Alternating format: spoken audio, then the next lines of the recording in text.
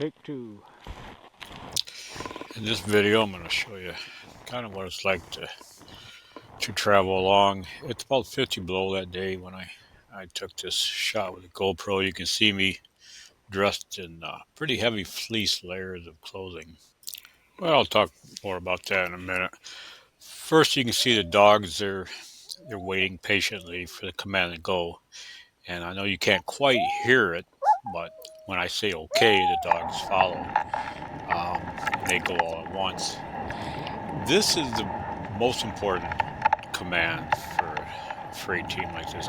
These dogs know that individually they can't move that sled, but together they can move it. They know this, and so what you see as we progress in this video, the dogs be pulling and they hit a hang up or deep snow and kind of fizzle out, but they deliberately stop and regain their composure for about a few seconds, 4 or 5 seconds.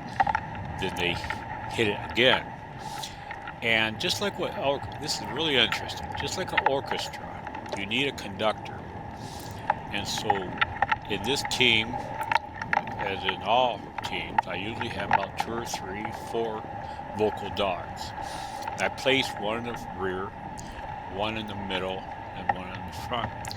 And these dogs that are vocal, they kind of get everybody amped up, and it's a signal. They literally communicate with a type of signal to all hit the harnesses at once so they can get going again.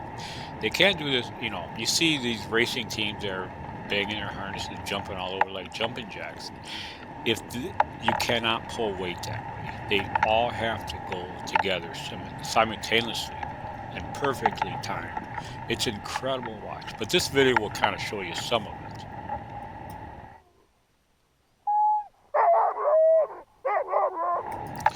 But they didn't learn this technique by accident. About 30 or 40 years ago, when I started traveling through deep snow country, um, I noticed that when the dogs stopped, when I stopped them, and when they started again, they had so much more strength and power.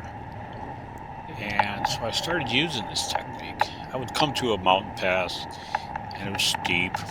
And I'd keep an eye on their body language. And as soon as they started to slow down, or you can tell when a dog is starting to fizzle out. I'd say, "Whoa!" I'd stop them. I'd give them about 4 or 5 seconds, kind of regain their composure.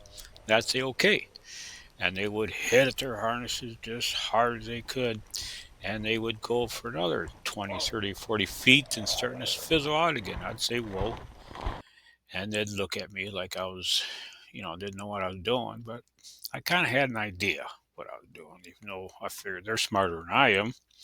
I might have had edge on them on this one. And I'd say, okay. And they would just hit their harnesses all out.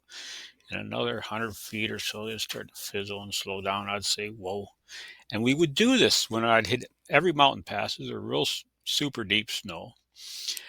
And I learned that if they just stop for a few seconds, I mean, just a few seconds, and they start again, they have the momentum of all of them hitting the harness together, and it can go quite a ways before they fizzle out again. Well, eventually, after doing this for about 10 years, they learned that they could do this themselves. They don't need me. And so it's the way it's been going for almost 40 years now. I can just take off on snowshoes and not worry about it. It doesn't matter. And when they come into a hang up or a hard pull, they all stop. They give themselves a few seconds, as you can see in this video, and boom, they hit it again. And they got it figured out. I think they're smarter. I know they're smarter than a lot of people, including me. So this is the traveling technique that, it takes decades for dogs to learn. And you can't, learn this in a book. Now I'll go back to the fleece clothing, and you can see what I'm wearing there. It looks like I weigh probably 250 pounds, but I only weigh 140 pounds. But the fleece kind of makes it look kind of big, and but it's a much lighter much lighter than fur clothing.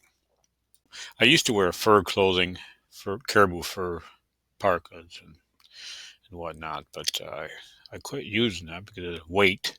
Fleece is really light, but the secret with fleece is the outer layer. You have to, before you go in the tent, you have to take it off and brush off the snow, the frost crystals that accumulate when it's 40, 50 below. These crystals don't accumulate when it's, relatively mild temperature, 0 to 20 above.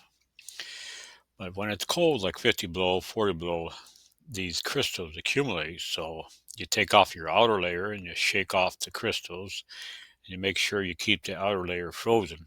You don't want it to thaw out because then it becomes wet and nothing but ice. Now, if I was to wear a breathable cordura over this fleece, that outer layer of fleece that accumulates crystals or any kind of fabric, it's going to get wet in cold weather. And I'm talking anywhere from 30 to 50 below. It's going to get wet. Milder weather, like I said, 0 to 20 above or whatever, it breathes. It doesn't accumulate those crystals. And without fleece, these extended expeditions, 2 or 3 months, 1 month even, you would have a really tough time unless you're able to dry clothes every night, which sometimes you can't. So this is the reason I wear fleece. A lot of people ask me that. And then of course, windy day, I'll have a little canvas anorak or something to block the wind. But the anorak, the canvas one, actually make me wet. So I try to avoid wearing any kind of a wind block over my fleece at all times.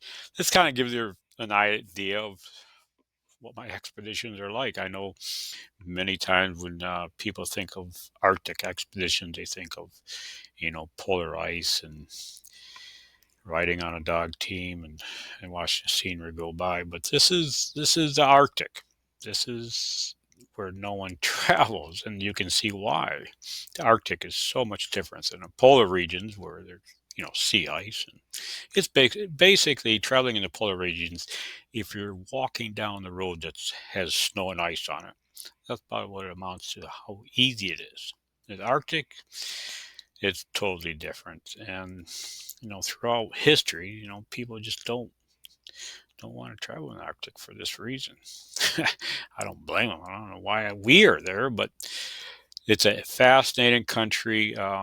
It's untouched, and it's really interesting the things I see, the different wildlife. It's much colder. The Arctic regions are much colder than polar regions. I've traveled in 82 below ambient temperatures, and this I'll talk about on my next video. I gotta tell you about this, but anyhow, thanks for watching.